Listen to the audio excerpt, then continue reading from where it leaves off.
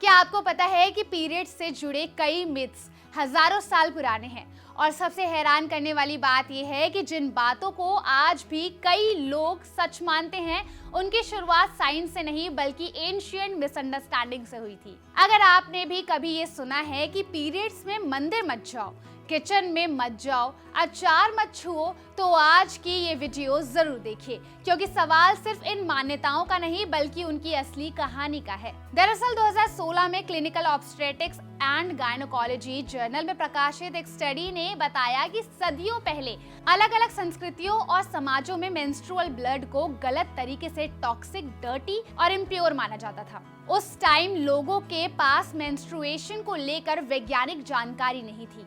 इसी वजह से महिलाओं को अक्सर सोसाइटी से अलग रखा जाता था और उनके रोजमर्रा के जीवन पर कई तरह की पाबंदियां लगा दी जाती थी। यहीं से जन्म हुआ कई मिथ का, जिनकी छाया आज भी हमारी सोसाइटी पर कहीं ना कहीं दिखाई देती है। उस दौर में सबसे बड़ा विश्वास था मिथ ऑफ टॉक्सिसिटी। लोगों का मानना था कि पीरियड्स ब्लड जहरीला होता है और इससे फसलें तक खराब हो सकती है। धीरे धीरे यही सोच आगे बढ़ी और मिथ ऑफ सॉरिंग सामने आया। इसमें माना जाने लगा कि अगर पीरियड्स के दौरान कोई महिला दूध, दही, अचार या फिर खाना छू ले तो वो खराब हो जाएगा। इसके बाद मिथ ऑफ कंटेमिनेशन ने जगह बनाई।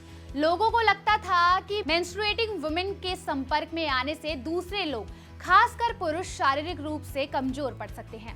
कुछ सोसाइटीज में तो ये भी माना जाता था कि पीरियड्स के दौरान महिला की मौजूदगी से बैड लक, खराब मौसम या दुर्भाग्य आ सकता है। इसे मिथ ऑफ द इविल आई कहा गया। इतना ही नहीं, उस समय के कुछ मेडिकल थ्योरीज में ये भी दावा किया गया कि महिला का यूट्रस शरीर में इधर उधर घूमता है और उसी वजह से उसके व्यवहार में बदलाव आता है।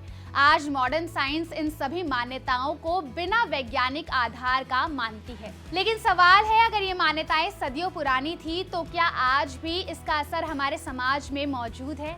जवाब है हाँ। 2015 में journal of family medicine and primary care में प्रकाशित एक स्टडी के अनुसार भारत में आज भी कई लड़कियां और महिलाएं पीरियड्स के दौरान सामाजिक, सांस्कृतिक और धार्मिक गतिविधियों से दूर रखी जाती हैं। रिसर्च बताती है कि मेंस्ट्रुएशन से जुड़ा स्टिग्मा उनकी मेंटल वेलबींग, सेल्फ एस्टीम और रिप्रोडक्टिव हेल्थ पर भी असर डाल सकता है। स्टडी ये भी कहती है कि कई यंग गर्ल्स को प्यूबर्टी और मेंस्ट्रुअल हाइजीन की सही इंफॉर्मेशन टाइम पर नहीं मिलती।